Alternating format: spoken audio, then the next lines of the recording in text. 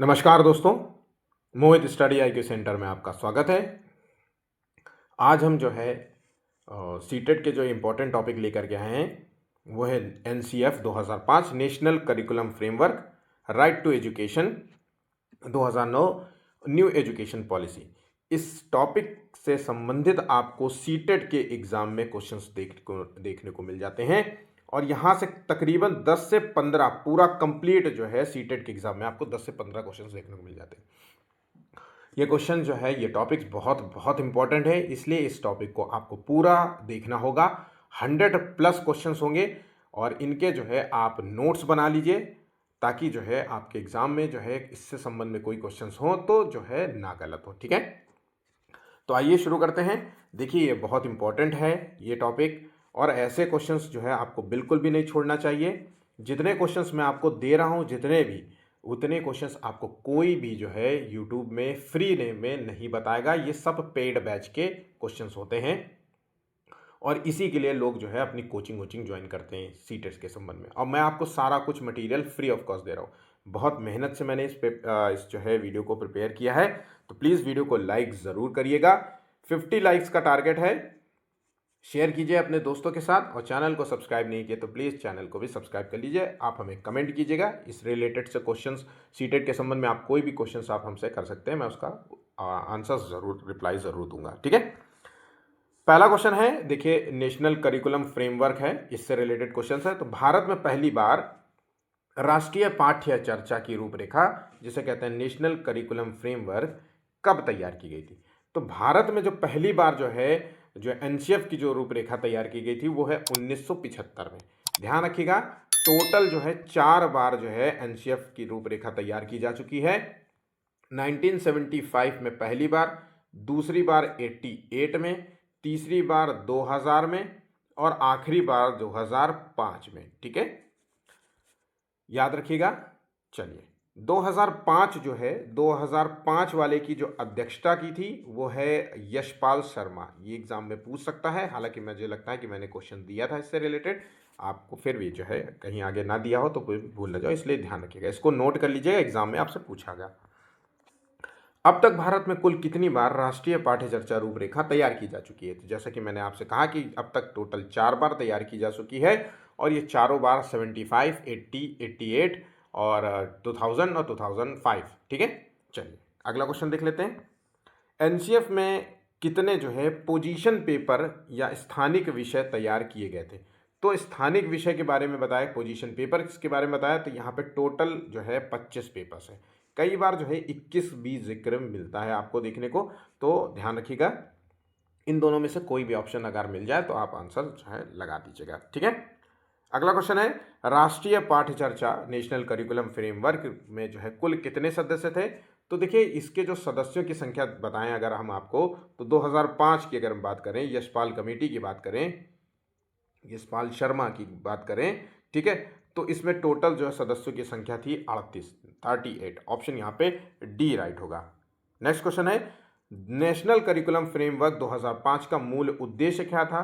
तो देखिए इसका जो मूल उद्देश्य था वो बच्चों के अंदर जो है समानता, सामाजिक न्याय और समावेशी जो है धारणा को बढ़ावा देना था। ये बिल्कुल सही है। रट कर याद करने की प्रवृत्ति को बढ़ाना था, ये बिल्कुल गलत है। बाल केंद्रित शिक्षा और गतिविधि आधारित शिक्षा को जो है बढ़ावा देना था। ठीक है, रचनात्मक शिक्षा पर बल देना था। तो इस तरीके के कुछ जो है पॉजिटिव आंसर आपको ध्यान रखने हैं। तो ए और सी यहाँ पे राइट आंसर होगा। इस तरीके से आंसर देखें तो ऑप्शन यहाँ पे डी सही जवाब होगा। झटपट से जो है चीज़ों को पढ़ेंगे और इनको आपको याद कर लेना है, कुछ चीज़ें आपको समझ लेनी है। ठीक है, जैसे ये क्वेश्चन समझ के आधारित है, आपकी समझ क्या कहती है ये इस पर है, कोई भी रटने की बात तो नहीं करेगा। तो यहाँ पे बी आंसर गलत हो गया तो आंसर ए और सी हो जाता है। ठीक है, और अभी भी ऐसे क्वेश्चंस होते हैं जो बच्चे गलत कर देते हैं। चलिए अगला क्वेश्चन देखते हैं। एनसीएफ 2005 के अनुसार सीखने का वातावरण कैसा होना चाहिए? तो भाई नेशनल करिकुलम फ्रेमवर्क के अनुसार, ठीक है, जो 2005 की अध्यक्षता जो है यशपाल शर्मा कमेटी ने की थी, तो इन्होंने जो सीखने का वातावरण बताया था वो बच्चों के संदर्भ में सहयोगात्मक बताया था। आंसर हो गया ऑप्शन सी। भैया यहाँ पे सहयोगात्मक होना चाहिए, यहाँ पे टीचर का जो व्यवहार होना चाहिए वो सहयोग वाला होना चाहिए, है ना। यहाँ पे टीचर का जो व्यवहार है सहयोग वाला होना चाहिए। और जो क्लास का वातावरण होना चाहिए वो भय मुक्त होना चाहिए, भय युक्त नहीं, भय मुक्त होना चाहिए। ठीक है। रचनात्मक जो है शिक्षा पर ज़्यादा आधारित होना चाहिए, अनुभव आधारित शिक्षा होनी चाहिए। इन सब चीज़ों पे ये आप अक्सर आपने इन सब चीज़ों को जो है आंसर सीटेट में लगाते ही है। ठीक है। चलिए आगे बढ़ जाते हैं। एनसीएफ 2005 में मूल्यांकन प्रणाली पर किस प्रकार पर जोर दिया गया था? तो अगर मूल्यांकन की बात करें तो बच्चे का मूल्यांकन, मैंने इसका एक कंप्लीट टॉपिक बनाया। ठीक है। नेशनल करिकुलम फ्रेमवर्क की अगर हम बात करें तो वार्षिक परीक्षा, छमाही परीक्षा, या फिर केवल मौखिक, या योगात्मक परीक्षा। योगात्मक परीक्षा का मतलब होता है जो परीक्षा अंत में हो। ठीक है। तो ये इस पर जोर नहीं देता है, बल्कि देता है सतत और व्यापक जो है मूल्यांकन पर जोर देता है। इसमें क्या होता है, बच्चे को पढ़ाने के तौर पढ़ाते ही जो है उसका मूल्यांकन करना है। और व्यापक में मतलब होता है कि बच्चे का जो है बहुत थोड़ा डीप मूल्यांकन करना होता है। बच्चे के शारीरिक और मानसिक सभी प्रकार के मूल्यांकन की बात हो रही है यहाँ पे। तो आंसर हो गया ऑप्शन ए। ठीक है। राष्ट्रीय पाठ्य चर्चा रूपरेखा 2005 की राष्ट्रीय संचालन समिति के अध्यक्ष कौन थे? अब देखिए 2005 की मैंने जैसा कि बताया कि इसकी अध्यक्षता किसने की थी, तो प्रोफेसर यशपाल शर्मा इनका नाम है। ये याद रखिएगा, एग्जाम में आपसे पूछ सकता है। ठीक है।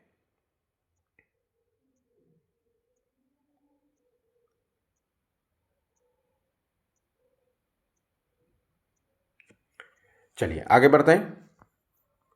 एनसीएफ 2005 का मसौदा जो है किस संस्था ने तैयार किया था? तो देखिए इसका जो नेशनल करिकुलम फ्रेमवर्क में जो बातें लिखी गई हैं कि रचनात्मकता का होना चाहिए, वैज्ञानिक स्वभाव होना चाहिए, है ना, समस्या समाधान की क्षमता वाले प्रश्न होने चाहिए, अपसारी चिंतन को बढ़ावा देना चाहिए, ये सारी कुछ बातें होती है ना। भय मुक्त जो है क्लासरूम होनी चाहिए, अनुभव आधारित होनी चाहिए, बाल केंद्रित शिक्षा आधारित होनी चाहिए, ये सब कुछ बातें।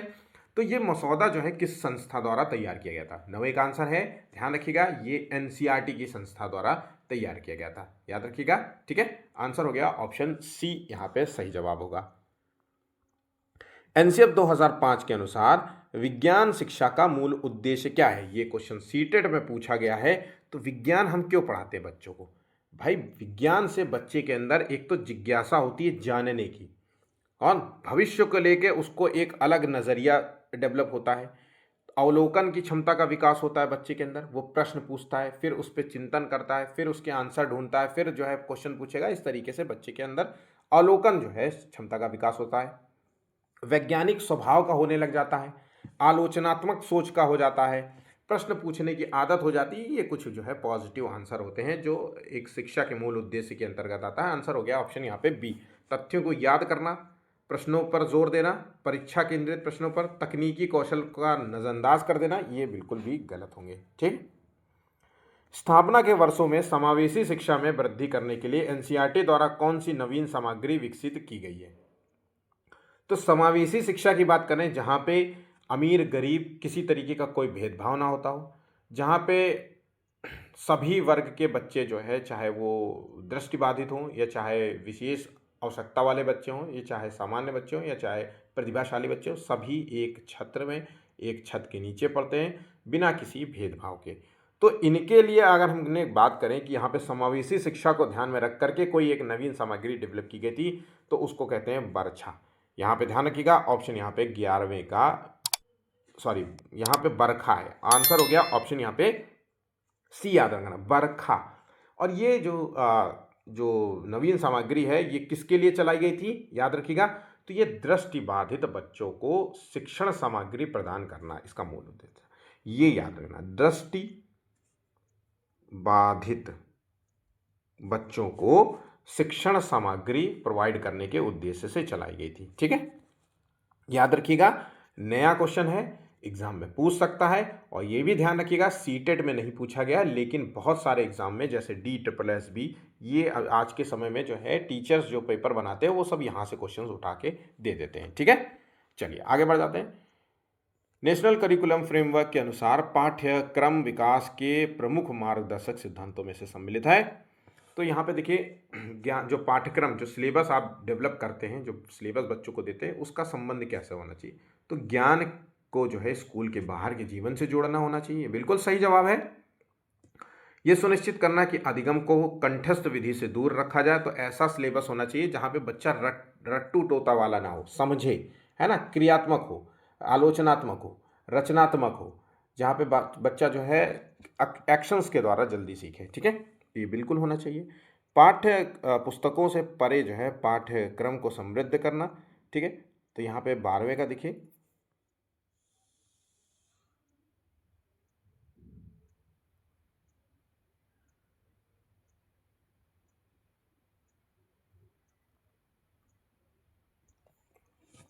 बिल्कुल सही है। विकलांगता के चिकित्सा मॉडल के साथ सहसंबंधन, तो ये बिल्कुल नहीं है। यहाँ पे भी गलत हो जाएगा, तो ए बी सी यहाँ पे सही होगा। ठीक है, नेक्स्ट चल। एनसीएफ 2005 का प्रमुख मार्गदर्शक सिद्धांत ज्ञान को स्कूल के बाहरी जीवन से जोड़ना किस पर बल देता है? तो यहाँ पे देखिए 13वें का आंसर सोचिए। यहाँ टीचरों के लिए अधिक नियम बनाने के उद्देश्य से, या फिर परीक्षाओं को अधिक कठिन बनाना, या फिर पाठ्यक्रम को लचीला बनाना। आंसर हो गया ऑप्शन सी। नेक्स्ट क्वेश्चन है, एनसीएफ 2005 में परीक्षा सुधार के तहत किस प्रकार के सुधारों का सुझाव दिया गया है? तो यहाँ पे परीक्षा सुधार के तहत हम किस तरीके के सुधारों का जो है सुझाव देते हैं? तो यहाँ पे आंसर होगा 14वें का, ओपन बुक एग्जाम की बात हो रही है, सतत और व्यापक मूल्यांकन की बात हो रही है, समूह कार्य मूल्यांकन की बात होती है। तो आंसर यहाँ पे आंसर होगा ऑप्शन डी। जितने भी बच्चों ने डी आंसर लगा है वो सभी सही होंगे। ठीक है, एनसीएफ 2005 डॉट डॉट पर जोर देता है किस चीज़ पर? तो यहाँ पे आंसर देखिए, गणित को सफल होना हर बच्चे के लिए अनिवार्य होना चाहिए। गणित में सफल होना मतलब, देखिए हम अक्सर जानते हैं कि मैथ को लेकर के बच्चों का जो पॉइंट ऑफ व्यू होता है, कई बार हमारे देश में हमने अक्सर देखा है कि मैथ में बच्चे बहुत कमज़ोर होते हैं। वो इसीलिए होते हैं क्योंकि वो गणित को किसी एक बोझ की तरह देखते हैं, है ना। वो कभी उन्होंने रट्टू तोता की तरह पढ़ा है, कभी सरस्वती विद्या मंदिर में और ऐसे हिंदी मीडियम के स्कूलों में जो टीचर पढ़ाते थे, यकीन मानिए ऐसे रट्टू तोता वाले भी टीचर होते थे। अब भाई आप में नहीं थे तो मुझे नहीं पता, लेकिन मेरे वाले स्कूल में तो बिल्कुल ऐसा था बंदा, और वो रट्टू तोता वाली पढ़ाता था। तो इससे बच्चों के अंदर जो है गणित को लेकर के, मैथ को लेकर के वो थॉट्स डेवलप नहीं हो पाते हैं। इसकी वजह से वो जो है मैथ को लेकर डरता है।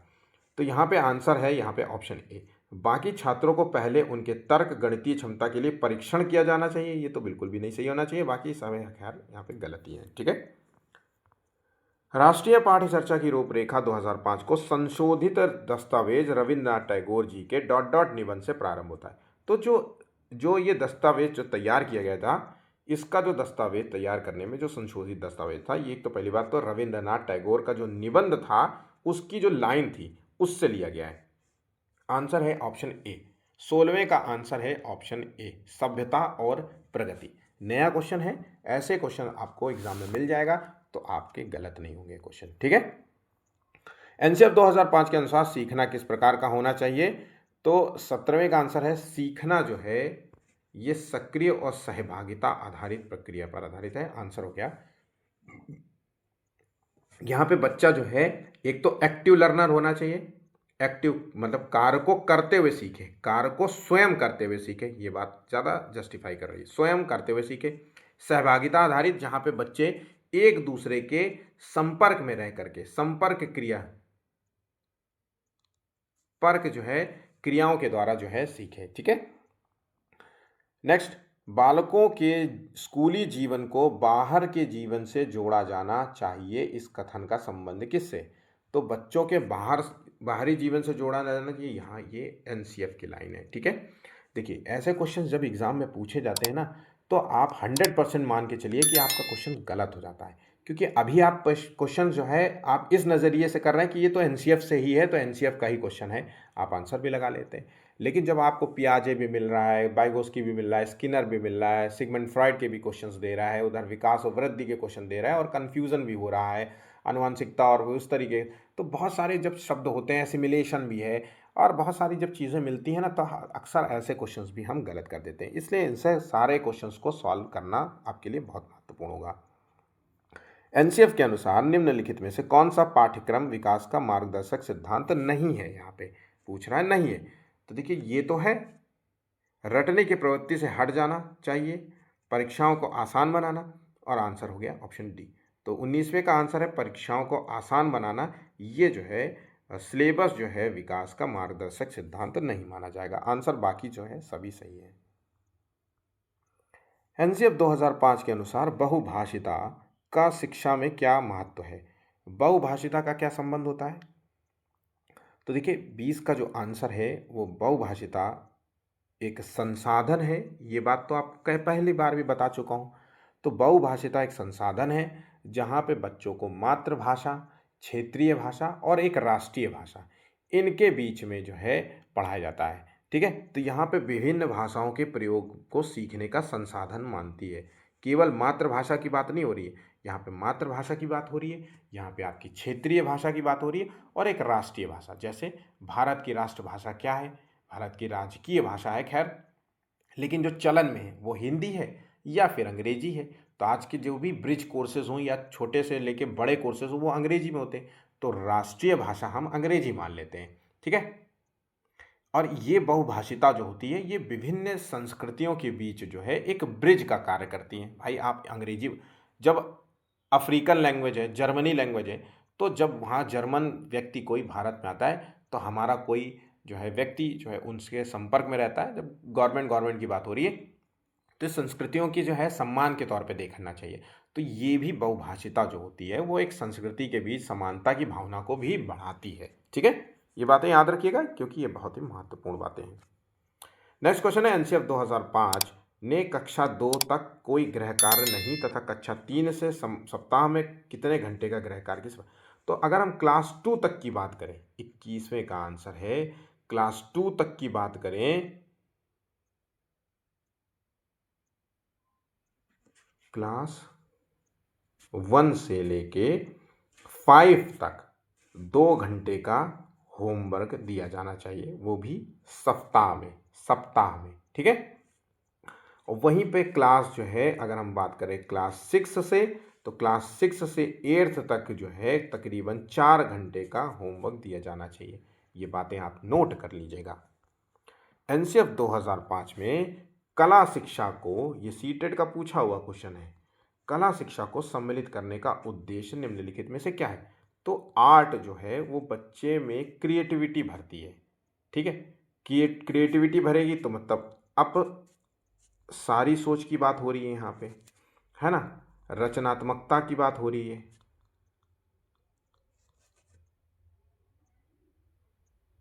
तो ये कहीं ना कहीं वैज्ञानिक दृष्टिकोण का विकास करता है। आंसर हो गया ऑप्शन बी। ठीक है, एनसीएफ 10वीं और 12वीं के छात्रों के लिए कुल होमवर्क समय की सिफारिश करता है। तो 10वीं और 12वीं के छात्रों की अगर हम बात करें तो यहाँ पे कुल होमवर्क जो होता है 10वीं और 12वीं की बातों की कह रहे हैं, तो यहाँ पे प्रतिदिन जो है 2 घंटे का होना चाहिए। 8 तक क्लास 1 से ले क्लास 6 से 8 तक के लिए 4 घंटे की बात हो रही है, लेकिन यहाँ पे डेली जो है 10वीं और 12वीं के बच्चों को डेली जो है 2 घंटे का होमवर्क दिया जाना चाहिए। राष्ट्रीय पाठ्य चर्चा की रूपरेखा के दिशा निर्देश के अंतर्गत आता है। तो ये रटंत प्रणाली, परीक्षाओं को सरल बनाना, ठीक है, या फिर आंसर हो गया 24 का ए।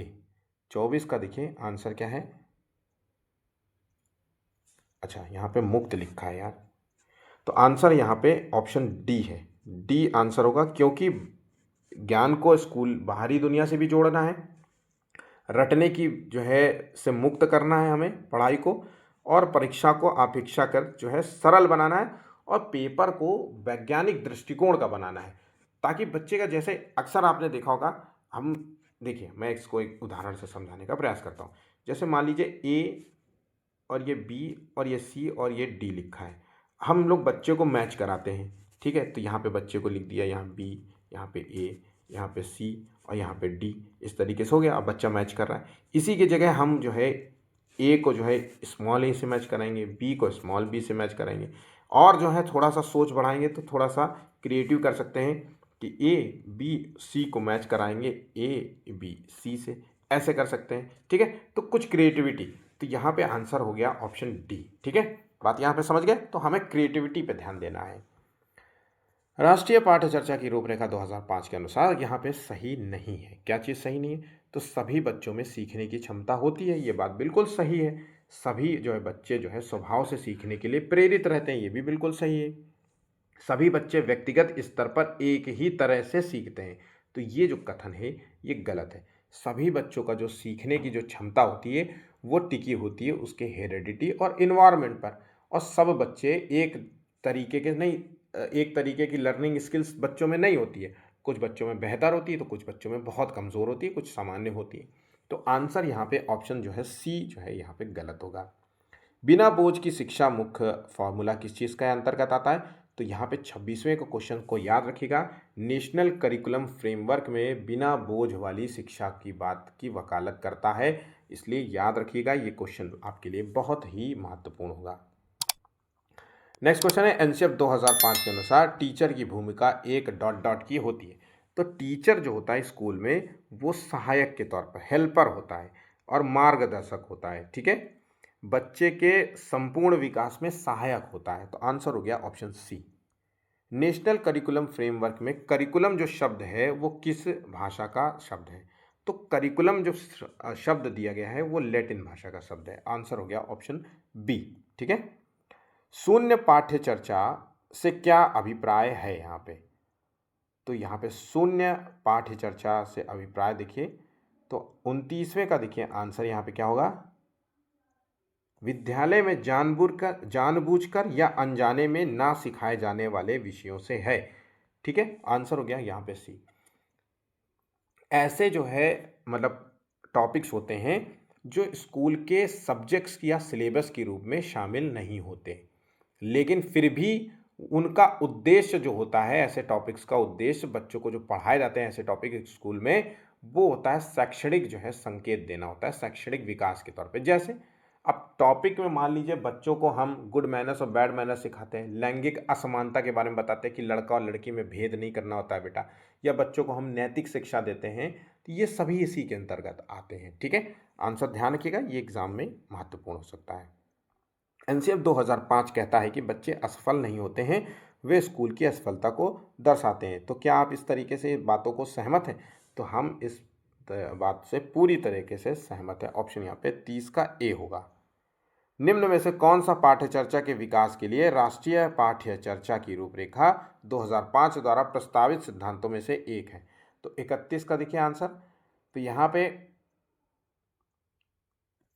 परीक्षाओं को अधिक लचीला बनाना, उन्हें कक्षा के जीवन के साथ एकीकृत करना, या फिर यह सुनिश्चित करना कि छात्रों में तनाव को दूर करने के लिए अधिगम में जल्दबाजी ना हो। तो यहाँ पे ये जो आंसर है ऑप्शन 31 का वो ज़्यादा तर्कसंगत है किसी अन्य ऑप्शंस के मुकाबले। एनसीएफ 2005 के अनुसार अधिगम अपने चरित्र में डॉट डॉट और डॉट डॉट है। तो देखिए अधिगम का जो चरित्र होता है वो एक तो सक्रिय होता है, तो यहाँ पे सक्रिय होता है, और सरल होता है कि सामाजिक होता है, तो यहाँ पे आंसर हो गया ऑप्शन ए। 32 का आंसर है ए, और इस क्वेश्चन को नोट कर लीजिएगा एग्जाम के लिए दृष्टि से। ठीक है, राष्ट्रीय पाठ्य चर्चा रूपरेखा ने जो है सिफारिश की कि बच्चों की जो है स्कूली शिक्षा जो है डॉट डॉट से जुड़ी होनी चाहिए, तो बच्चों के जो है बाहरी परिवेश से जुड़ी होनी चाहिए, आंसर हो गया ऑप्शन बी। आरटीए अधिनियम किस जो है आयु वर्ग के बच्चों को मुफ्त और अनिवार्य शिक्षा प्रदान करता है? तो आरटीई जो है ये बच्चों को मुफ्त जो है शिक्षा प्रदान करता है 6 से 14 वर्ष के बच्चों को। ठीक है, जहाँ पे आप क्लास 1 से 8 तक फ्री एजुकेशन प्राप्त कर सकते हैं, किसी भी निजी और प्राइवेट संस्थानों में आप प्राप्त कर सकते हैं। 25% जो है कोटा जो है वहाँ पे निर्धारित किया जाता है। ठीक है, बच्चों के लिए अनिवार्य एवं निःशुल्क शिक्षा देने संबंधी विधेयक कब पारित हुआ था? तो अनिवार्य शिक्षा और निःशुल्क संबंधी विधेयक पारित हुआ था, आंसर है ऑप्शन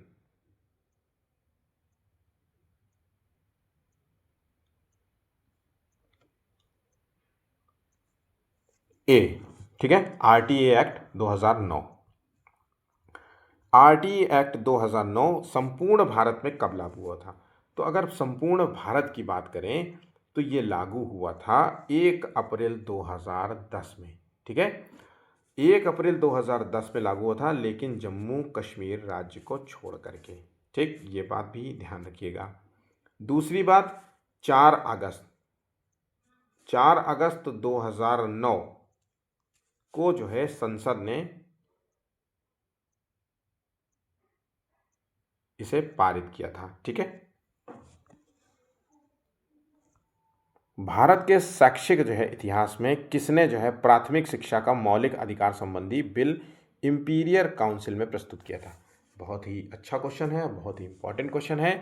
तो देखिए, प्राथमिक शिक्षा की बात करें तो मौलिक जो है अधिकार देने की वकालत बहुत पहले से होती आ रही है अंग्रेजों के समय में। तो ये गोपाल कृष्ण गोखले का नाम आप बिल्कुल भी मत भूलिएगा।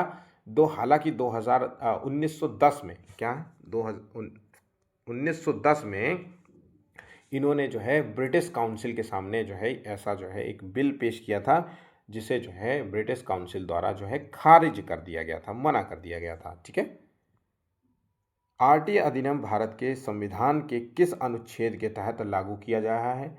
तो यहाँ पे भारत के संविधान की अगर हम बात करें तो अनुच्छेद 21 का के तहत इसे लागू किया गया है, जो ये कहता है कि भारत के प्रत्येक नागरिक को निःशुल्क और अनिवार्य शिक्षा प्रदान की जाएगी।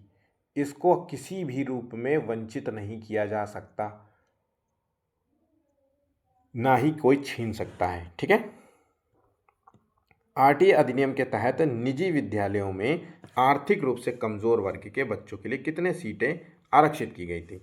तो अगर कमज़ोर वर्ग के बच्चों की बात करें तो 25% कोटा दिया गया है, मतलब 100 सीट में से 25 सीटें जो है कमज़ोर वर्ग के लिए, SC ST, बस आर्थिक रूप से कमज़ोर होना चाहिए, जिसमें 1 लाख रुपए से कम आमदनी होनी चाहिए। ये जो है आपका जो है इनकम सर्टिफिकेट बनता है, प्लस जो है आपका आधार कार्ड होना चाहिए। और जिस एरिया का आधार कार्ड होगा, जिस एरिया का आधार कार्ड में जो एड्रेस होगा, वहीं के एड्रेस के आसपास के स्कूलों का आपको मिलेगा। ठीक है, बस इतनी ही कुछ जो है इन्फॉर्मेशन चाहिए होती है। भारत जो है आरटीई एक्ट लागू करने वाला कौन सा देश बना था? तो अगर हम भारत की बात करें तो आरटीई एक्ट जो है लागू करने वाला जो देश था वो है 138वां था। ठीक है, आंसर हो गया ऑप्शन डी। हालांकि 135, 138 आंसर है ऑप्शन डी। ठीक है, आरटीए एक्ट 2009 अधिनियम भारत के संविधान के किस अनुच्छेद पर आधारित है? तो अगर हम भारत के संविधान की बात करें यहाँ पे तो देखिए अनुच्छेद जो है 45 से संबंधित है, जहाँ पे सभी बालकों को 14 वर्ष की आयु पूरी करने तक निःशुल्क और अनिवार्य शिक्षा प्रदान करता है। ठीक है, भारत में शिक्षा के अधिकार का जनक किसे कहा जाता है? जिन्होंने मौलिक मतलब शिक्षा की वकालत करी थी, मौलिक शिक्षा की वकालत करी थी। आंसर हो गया गोपाल कृष्ण गोखले।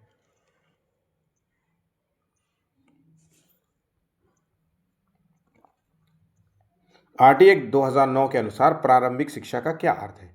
तो प्रारंभिक शिक्षा मतलब कक्षा 1 से 8 तक की शिक्षा, निःशुल्क शिक्षा की बात हो रही है यहाँ पे। ठीक है, ऑप्शन यहाँ पे बी सही जवाब होगा। सर्व शिक्षा अभियान किस वर्ष प्रारंभ किया गया था? तो सर्व शिक्षा अभियान जो है ये अभियान जो है मानव संसाधन मंत्रालय द्वारा जो है चलाया गया था, और 6 से 14 वर्ष के बच्चों को जो है एजुकेशन प्राप्त किया जाए, दिलाया जाए, तो इसके संबंध में था। तो ये 2001 आंसर है, ऑप्शन बी यहाँ पे सही जवाब होगा।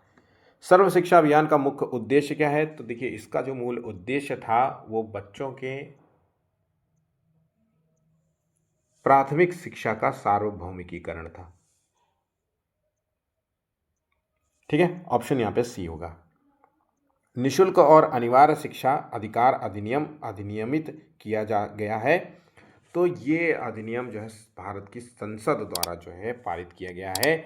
4 अगस्त 2009 में जो है संसद में पारित हुआ था, और 1 अप्रैल 2010 को जो है पूरे भारत में जो है इसे लागू किया गया था। लागू करने वाले देश की संख्या की बात करें तो 138वां देश है भारत, जहाँ पे निःशुल्क और जो है शिक्षा की वकालत की गई है, निःशुल्क शिक्षा दी जा रही है। ठीक है। आरटीए अधिनियम का मुख्य उद्देश्य क्या है? तो यहाँ का जो मुख्य जो उद्देश्य है वो प्राथमिक शिक्षा को अनिवार्य बनाना और मुफ्त में देना। आंसर हो गया ऑप्शन बी। आरटीए अधिनियम के तहत कौन सी संस्था जो है इसकी निगरानी करती है? तो देखिए, आरटीए अधिनियम के तहत इसकी जो निगरानी करने वाली जो संस्था है वो है राष्ट्रीय बाल अधिकार संरक्षण आयोग, NCPCR जो है, ये संस्था का नाम है, ध्यान रखिएगा। और सलाह देती है राष्ट्रीय सलाहकार परिषद। ठीक है। आरटीए अधिनियम के तहत बच्चों को किन जो है सुविधाओं का अधिकार दिया गया है? तो अगर बच्चों की सुविधाओं की बात करें तो मुफ्त शिक्षा की वकालत की गई और मिड डे मील, ठीक है, मिड डे मील की वकालत की गई है। मिड डे मील योजना जो है 1995 में जो है स्टार्ट हुई थी। नेक्स्ट क्वेश्चन, आरटीए अधिनियम का लाभ कौन से बच्चे उठा सकते हैं? तो जो राइट टू एजुकेशन है, जो 6 से 14 वर्ष के बच्चों को जो है निःशुल्क और अनिवार्य शिक्षा का प्रावधान जिसमें किया गया है, आर्टिकल 21, ये जो ये बच्चे हैं ये आर्थिक रूप से कमज़ोर और वंचित वर्ग के बच्चे हैं। आंसर हो गया ऑप्शन सी। जैसा कि मैंने कहा था कि 1,00,000 रुपए से कम जो है उसके माता पिता की जो है आय होनी चाहिए, 1,00,000 रुपए से कम। ठीक है। शिक्षा जो है विषय है, तो शिक्षा जो है, एजुकेशन जो है, ये समवर्ती सूची का विषय है। आंसर हो गया ऑप्शन डी। इंडियन पॉलिटी से रिलेटेड है। इन समवर्ती सूची का मतलब होता है कि कुछ जो है पैसा जो है केंद्र सरकार लगाएगी और कुछ पैसा जो है राज्य सरकार लगाएगी, मतलब दोनों का दायित्व होगा शिक्षा के क्षेत्र में काम करना। 51 का आंसर है ऑप्शन यहाँ पे डी सही जवाब होगा। ठीक है। निःशुल्क एवं अनिवार्य शिक्षा अधिनियम के अंतर्गत वित्तीय मामलों में केंद्र और राज्य का हिस्सा क्या है? हालांकि वित्तीय मामलों में 60 और 40 जो है दिया गया है, मतलब 60% जो है पैसा जो है वो केंद्र सरकार खर्च करेगी और राज्य सरकार जो है इसमें जो है 40 का जो है खर्च करेगी। ठीक है। चलिए आगे बढ़ते हैं अगले क्वेश्चन की ओर। उत्तर प्रदेश सरकार द्वारा प्रारंभ जो है कस्तूरबा गांधी बालिका विद्यालय योजना किस वर्ग की बालिकाओं के लिए है? आंसर है ऑप्शन बी, ग्रामीण और कमजोर एवं वंचित वर्ग की बालिकाओं के लिए है। ठीक है, ऑप्शन यहाँ पे बी सही जवाब होगा। उत्तर प्रदेश में विद्यालय चले हम या फिर कह लीजिए स्कूल चले हम अभियान का मुख्य उद्देश्य क्या था? तो देखिए, ये जो स्कूल चले हम, इस तरीके का गाना अक्सर हमने सुना है ना। ये जो अभियान था प्राथमिक विद्यालयों में बच्चों के जो है नामांकन को बढ़ाना था, इसका उद्देश्य था। स्कूली शिक्षा के संबंध में जो है लोगों को मोटिवेट करना था कि लोग भी अपने बच्चों को जो है यहाँ पर लेकर के आए। आज के समय में ऐसे गाने तो खैर नहीं चलते। आज के समय में तो मोदी है तो मुमकिन है, इस तरीके के कुछ सॉन्ग्स फेमस होने लग गए हैं। ठीक है, खैर उनको शिक्षा से लेना देना भी तो नहीं है। चलिए आगे बढ़ते हैं। शिक्षा का अधिकार अधिनियम 2009 के अंतर्गत एक बच्चे को निम्नलिखित में से किस स्कूल में प्रवेश पाने का मौलिक अधिकार दिया गया है? जैसा कि मैंने पहले भी कहा है कि 25% कोटा निजी स्कूलों में, सरकारी स्कूलों में और गैर सहायता प्राप्त अल्पसंख्यक स्कूलों में भी दिया जाता है। इस तरीके से आंसर हो गया ऑप्शन डी। नेक्स्ट क्वेश्चन देखते हैं। शिक्षा का अधिकार अधिनियम के अनुसार एक विशेष कक्षा में बच्चों का नामांकन किसके आधार पर प्रस्तावित किया जाता है? तो अगर हम वही चीज सामाजिक आर्थिक स्थिति, आंसर हो गया ऑप्शन सी। आरटी जो है 2009 अधिनियम में कितनी धाराएं हैं? तो टोटल धाराओं की बात करें या अध्याय की बात करें, अनुसूची की बात करें, तो इसका आंसर जो है 57 का है, ऑप्शन सी। याद रखिएगा, धाराएं हैं 38, अध्याय है 7, टोटल अध्याय कितने हैं 7, और अनुसूची कितनी है? अनुसूची की संख्या है 1। नोट कर लीजिएगा। आरटी अधिनियम के तहत जो है स्कूलों में पाठ्यक्रम को कौन निर्धारित करता है? तो जो सिलेबस है वो एनसीईआरटी संस्था निर्धारित करती है। ऑप्शन यहाँ पे सी सही जवाब है इसका। आरटीए एक्ट की धारा 27 के अनुसार नोट कर लीजिएगा, शिक्षक को निम्न में से कौन सा कार्य पर नहीं लगाया जाएगा। तो ध्यान रखिएगा, पल्स पोलियो अभियान छोड़ करके इनको सभी कार्य पे लगा दिया जाता है।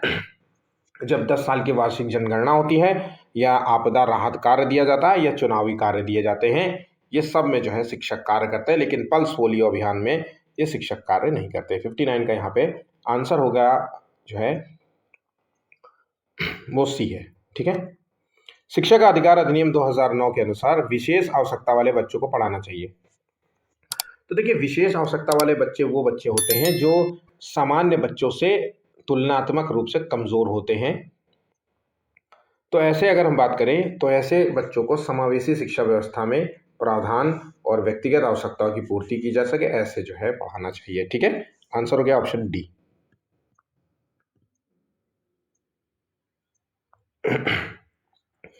राष्ट्रीय साक्षरता मिशन की बात करें तो भारत में ये कब जो है प्रारंभ किया गया था। तो राष्ट्रीय साक्षरता मिशन जो है 1988 का है। ऑप्शन यहाँ पे ए है। इसका मूल उद्देश्य था कि भारत में से जो है देश से निरक्षरता को जो है समाप्त करना इसका उद्देश्य था। ठीक। अभी भी बात करें 88 से लेकर के आज तक, तो यहाँ पे ज़्यादा से ज़्यादा जो है 75% जो है एजुकेशन रेशियो होगा, भारत में साक्षर लोग होंगे। ठीक है। लेकिन अगर इसको हद तक देखा जाए, सही कंपैरिजन से देखा जाए, तो ये तो बिल्कुल मुश्किल से मुझे लगता है कि 35% होंगे आज भी। ठीक है, ये केवल जो है तथ्यात्मक ऐसे ही जानकारी थी, ध्यान रखिएगा। खैर, यहाँ पे आंसर जो है ऑप्शन ए है। साक्षर भारत मिशन जो है किस वर्ष शुरू किया गया था। तो 62वें का आंसर है ऑप्शन बी। 2009 में साक्षर भारत मिशन की शुरुआत हुई थी। बेटी बचाओ और बेटी पढ़ाओ कार्यक्रम जो है किस वर्ष शुरू किया गया था। तो इस कार्यक्रम की शुरुआत जो है बीजेपी गवर्नमेंट के कार्यकाल में शुरू हुई थी। ऑप्शन यहाँ पे सी है, 2015। अधिनियम के अनुसार निजी श्रेणी के स्कूलों में कक्षा 1 से कमजोर वर्ग और वंचित समूह के से संबंधित जो है कितने प्रतिशत बच्चों को प्रवेश देना होगा। तो जैसा कि मैंने कहा 25%।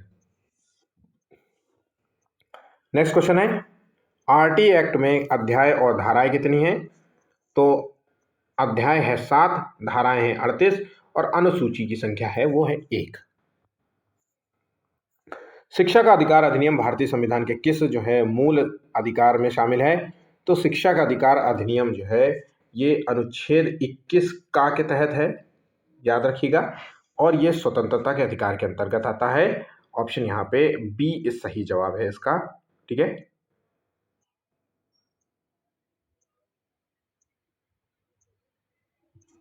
स्वतंत्रता का अधिकार अनुच्छेद 19 से 22 तक का है। ठीक है। प्राथमिक विद्यालय के लिए टीचर और छात्र अनुपात निर्धारित किया गया है।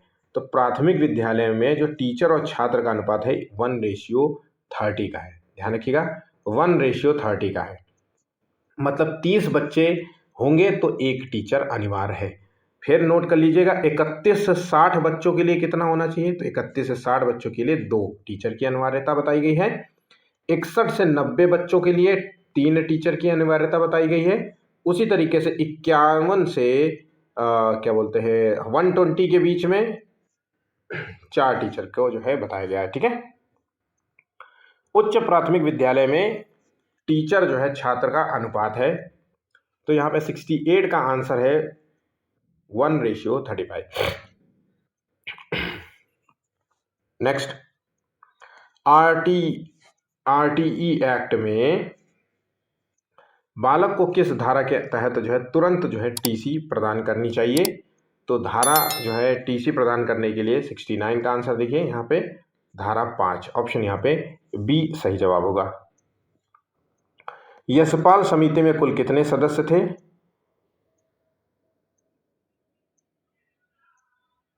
यशपाल समिति में कुल कितने सदस्य थे। यहाँ पे टोटल 38 सदस्य थे। और इस जो है समिति को हम जो है लर्निंग विदाउट बर्डन समिति भी कहते हैं, याद रखना, हो सकता है पूछ ले। लर्निंग विदाउट बर्डन, बोझ के बिना पढ़ाई करना, बोझ बस्ते का बोझ कम करने वाली समिति भी कहते हैं, याद रखिएगा। चलिए, आरटीई के किस धारा में यह बताया गया है कि बच्चों को शारीरिक दंड देना प्रताड़ित करना माना जाएगा? मतलब आप बच्चों को मार नहीं सकते किसी तरीके का, अगर इसकी शिकायत हो जाती है तो दिक्कत हो सकती है। तो ऑप्शन यहाँ पे होगा ऑप्शन 17, ठीक है, धारा 17 के तहत। आरटीई के अनुसार सही विकल्प को हमें चुनना है। पाठ्यक्रम और मूल्यांकन प्रक्रिया में निम्नलिखित शामिल होंगे।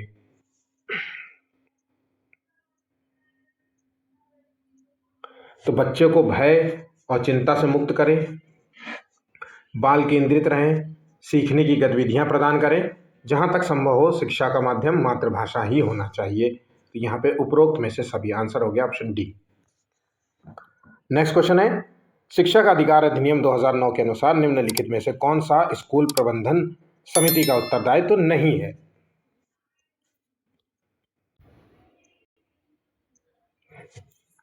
तो देखिए, विद्यालय विकास के लिए योजना तैयार करना ये प्रबंधन समिति का कार्य है।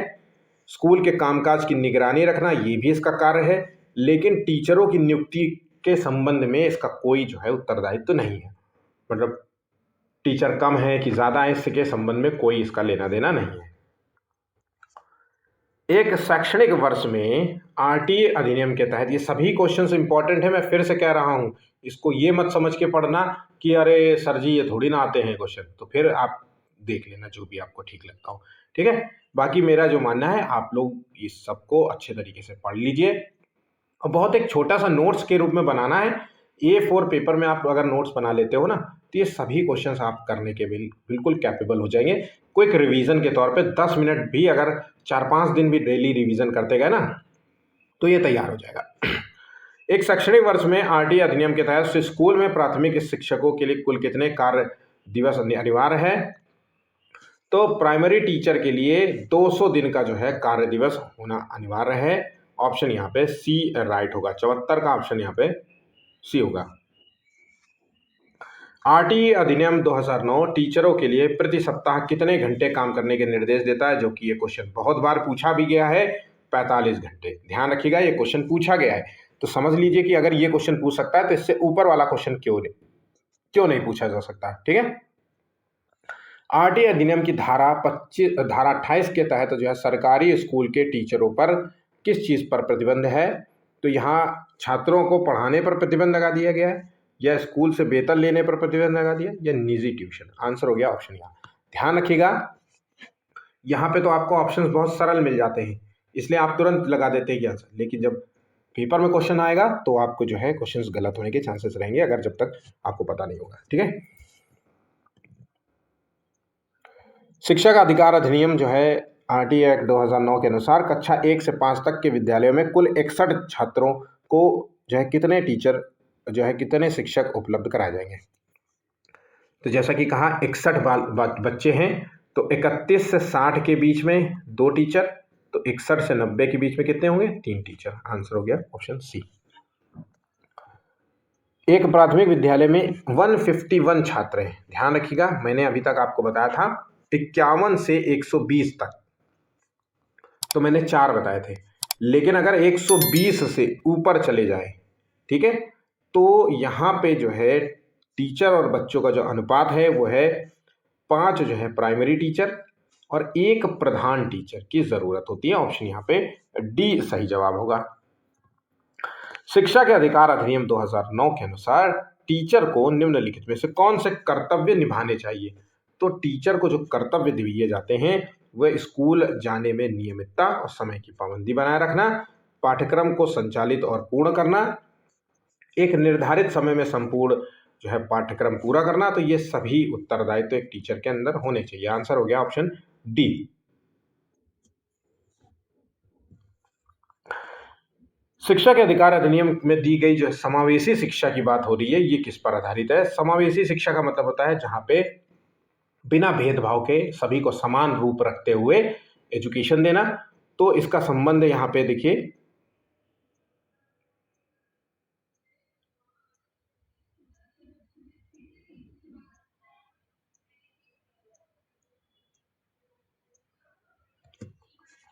आंसर हो गया ऑप्शन बी।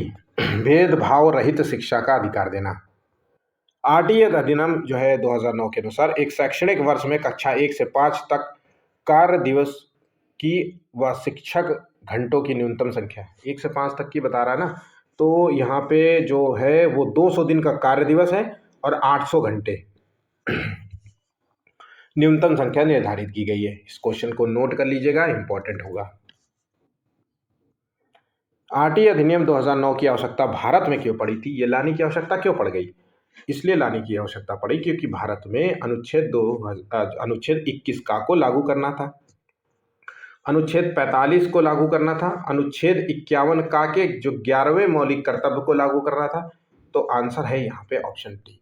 आइए इससे जुड़ा हुआ एक फैक्ट देख लेते हैं। 21 का जैसे हमने शिक्षा को मौलिक अधिकार के रूप में शामिल किया है। 6 से 14, इसकी भाषा याद रखिएगा, 6 से 14 वर्ष के बच्चों को मुफ्त में शिक्षा और अनिवार्य शिक्षा का अधिकार देता है।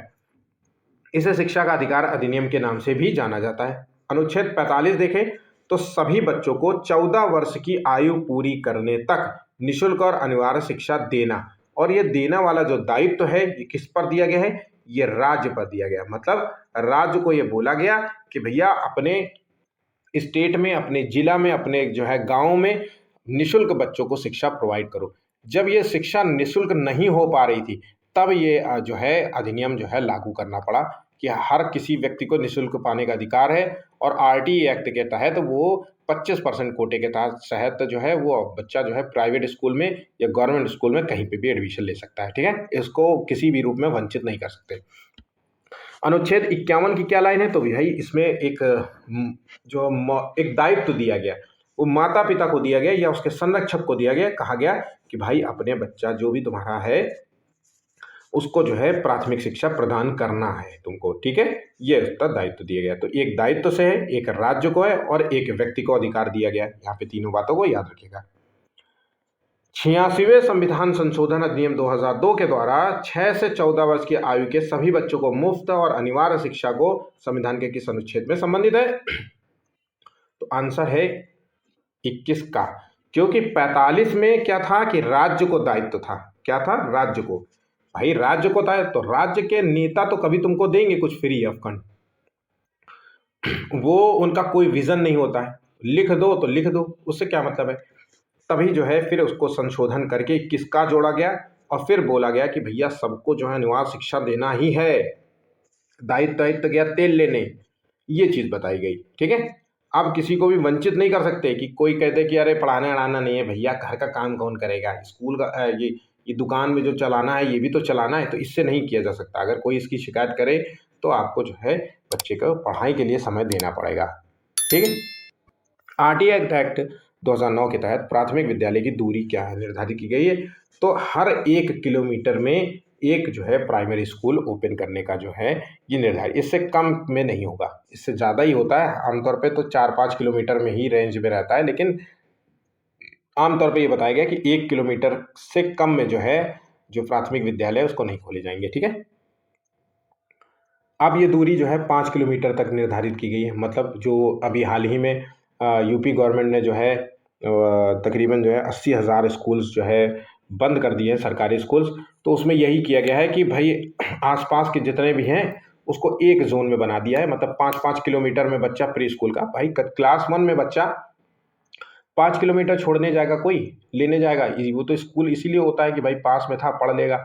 इसी की वजह से जो है बहुत सारे बच्चों का एडमिशन भी रुक गया है। ठीक है, 86 का क्वेश्चन है, आंगनवाड़ी या बालवाड़ी जहाँ पे 3 से 6 वर्ष तक के बच्चों को लिए खोले जाते हैं, तो इसका किस जो है आरटीए एक्ट के तहत उल्लेख किया गया है? तो 86 का आंसर देखिए, धारा 11। ठीक है, 6 से 14 वर्ष के लिए प्राथमिक स्कूल है और 3 से 6 वर्ष के लिए आंगनवाड़ी स्कूल है। शिक्षा के अधिकार में वर्णित नो डिटेंशन पॉलिसी से क्या मतलब होता है? तो इसका मतलब है अनुत्तीर्ण नहीं करने की नीति से। आंसर हो गया ऑप्शन बी। आरटीए अधिनियम 2011 के अनुसार एक बच्चा अपना पाठ्यक्रम कैसे पूरा कर सकता है यदि विद्यालय में देर से पहुंचा है? ये सीटेट का पूछा हुआ क्वेश्चन है, याद रखिएगा। अगर कोई बच्चा विद्यालय में देर में उसका एडमिशन होता है या फिर वो कहीं से उसके माता पिता का ट्रांसफ़र हुआ है, तब आया है। तो ऐसी सिचुएशन में हम बच्चों को जो है टीचर के ऊपर जिम्मेदारी है कि उसको ऐसे छोटे से ब्रिज कोर्सेज प्रोवाइड करें, मतलब जो है स्कूल की छुट्टी के बाद थोड़ा सा उसको और जो है समय दे करके उसका कोर्स कंप्लीट करने का जो है दायित्व होता है, होना चाहिए यही। ठीक है, तो अध्यापकों द्वारा दिए गए विशेष परीक्षण से है, मतलब यहाँ पे विशेष परीक्षण का मतलब होता है छोटी सी हल्की सी कोचिंग क्लासेस दे देना, वो पैसे वाली नहीं कि स्कूल की छुट्टी के बाद आधा घंटा जो है या 1 घंटा उसको एक एक्स्ट्रा क्लासेस देना, एक्स्ट्रा क्लासेस। ठीक है, इसे हम ब्रिज कोर्सेस कहते हैं। ठीक है, 11वां जो है मूल कर्तव्य जोड़ा गया था कि माता पिता या अभिभावकों को यह कर्तव्य निर्धारित किया गया है कि 6 से 14 वर्ष की उम्र के बच्चों को शिक्षा का अधिकार दिया जाएगा। ये 11वां कर्तव्य जो है किस आर्टिकल में जोड़ा गया था? तो आर्टिकल है 51 का। ठीक है, यह है मौलिक कर्तव्य। मौलिक कर्तव्य नागरिक के तौर पे हमारे ऊपर कुछ जिम्मेदारी होती है, जैसे भाई बाहर गंदगी नहीं करना, जो हमारे जो मोनूमेंट्स हैं उनको नहीं तोड़ना, हम वो सब करते हैं, खैर है ना। पर्यावरण की रक्षा करना, तो भाई यहाँ तो हम क्या बात कर रहे हैं, मोदी जी कहते हैं कि एक पेड़ जो है माँ के नाम, और फिर वो पूरा पूरा जंगल कटवा देते हैं। तो इस तरीके के मौलिक कर्तव्य की बात नहीं करें, लिखा तो बहुत कुछ है यहाँ पे। तो इसी मौलिक कर्तव्य की बात है। तो पहले मौलिक कर्तव्य 10 हुआ करते थे, फिर जो है 11वां जोड़ा, और 11वां का संबंध इसी से, माता पिता को वो दिया गया एक अधिकार आया ना कि भैया अपने बच्चों को जो है शिक्षा के अवसर दोगे, वो अवसर छीनोगे नहीं। ठीक है, ये मौलिक कर्तव्य बताया गया हमें। राज्य का ये कर्तव्य होगा कि वो अपने 6 से 14 वर्ष के बच्चों को शिक्षा उपलब्ध कराने का उल्लेख मिलता है। तो 6 से 14 वर्ष की बात हो रही है, तो इसका मतलब है कि अनुच्छेद 21 का संबंध है। अच्छा, यहाँ पे राज्य का कर्तव्य दिया गया है। देखिए, राज्य का कर्तव्य बताया गया है, मतलब राज्य का कर्तव्य तो अनुच्छेद 45 से है। माता पिता का कर्तव्य तो 51 का से है, 51 का से है। ठीक है, और मूल अधिकार के तौर पे बात करें तो 21 का से है। ठीक है, ये बातें आप याद करिएगा, याद रखिएगा। नई राष्ट्रीय शिक्षा नीति कब घोषित की गई थी? तो देखिए, न्यू एजुकेशन पॉलिसी, अब क्वेश्चंस हैं न्यू एजुकेशन पॉलिसी से। तो नई शिक्षा नीति जो है ये घोषित की गई थी 2020 में। इससे पहले भी जो है ये शिक्षा नीति 3 बार जो है घोषित की जा चुकी है। एक बार इंदिरा गांधी के काल में जो है 1968 में, दूसरी बार जो है 86 में, शायद आई गेस राजीव गांधी का कार्यकाल था, और 2020 वाला कार्यकाल तो पीएम मोदी का कार्यकाल है। ठीक है, 1986 वाला जो नई शिक्षा नीति जब लागू हुई थी, ये 1992 में जो है इसमें संशोधन हुआ था। क्या हुआ था? अमेंड हुआ था। तो याद रखिएगा कि कौन सी शिक्षा नीति जो है किस वर्ष में अमेंड हुई थी, और जो है ये सारी चीज़ें आपको पता होना चाहिए। जितनी बातें आपको मैंने बताई इसको नोट कर लीजिएगा। नई शिक्षा नीति के अनुसार जो है शिक्षा की कौन सी नई व्यवस्था की गई है? अभी तो फिलहाल 10+2 वाला प्रावधान था, अब यहाँ पे 5+3+3+4 वाला प्रावधान है। 5 साल जो होता है ये प्री स्कूल वाला है। क्या है? प्री, आधारभूत चरण इसे कह सकते हैं। इसमें क्या है? इसमें पीजी, एलकेजी, यूकेजी, ठीक है, उसके बाद 1 और 2 यहाँ तक क्लासेस चलाई जाएंगी, जिसे हम कहते हैं बेस क्लासेस। ठीक है, उसके बाद जो 3 साल का है ये जो है आपको एक नया, ये क्लास जो है CLA क्लास जो है 3 से 5 तक की है। फिर यह क्लास है नेक्स्ट वाला 3 इयर्स जो है वो क्लास जो है 6 से 8 के लिए जाएगा, और आखिरी 4 साल जो होगा वो 9 से 12 तक की क्लास के लिए जाएगा। ठीक है, तो याद रखना ये चीज़ें आपके लिए बहुत ही महत्वपूर्ण है, एग्जाम में आपसे यहाँ से क्वेश्चन पूछ लेता है। ठीक है, राष्ट्रीय शिक्षा नीति में छात्र और टीचर का अनुपात क्या है? तो खैर ये तो आंसर सबको पता हो ही गया होगा, रट गया होगा, पर इंपॉर्टेंट ये है कि 1:25, मतलब 25 बच्चों में एक टीचर रखने की बात जो कही गई है वो वंचित क्षेत्रों में है, वंचित क्षेत्रों के स्कूल में, जहाँ पे वंचित वर्ग के बच्चे पढ़ते हैं। ठीक है, तो वंचित क्षेत्रों के जो है के संदर्भ में अगर पूछा जाए तो वो 25:1 है, नॉर्मल संदर्भ में पूछा जाए तो 30:1 है। नई शिक्षा नीति के अनुसार मातृभाषा स्थानीय भाषा में पढ़ाई की सिफारिश किस स्तर तक की गई है? तो देखिए मातृभाषा में शिक्षा का प्रावधान किया गया है। कक्षा 5 तक जो है बच्चे को उसकी मातृभाषा में पढ़ाए जाने का प्रावधान किया जाता है। उसके बाद जो होता है 6 से 8 तक जो है वो एक व्यावसायिक शिक्षा के तौर पे हम देखते हैं, उसको आगे के लिए फ्यूचर के लिए प्रिपेयर करते हैं। ठीक है। नेप जो है न्यू एजुकेशन पॉलिसी के अनुसार स्कूल जो है शिक्षा के पहले चरण में कितने वर्ष होते हैं? तो देखिए पहले चरण की बात कर रहा है तो यहाँ पे पहले चरण में 5 वर्ष होते हैं। आखिरी चरण में कितने होते हैं? तो 4 वर्ष होते हैं। तो 5 + 3 + 3 + 4 है। पहला चरण 5, आखिरी चरण 4, बीच में 3 + 3। ठीक है, याद रहेगा। उच्च शिक्षा के लिए एक नियामक संस्था कौन सी है? ये सभी क्वेश्चंस बहुत इंपॉर्टेंट है। तो देखिए ये नियामक जो संस्था है 96, ये है HECI, इसे कहते हैं भारतीय उच्च शिक्षा आयोग।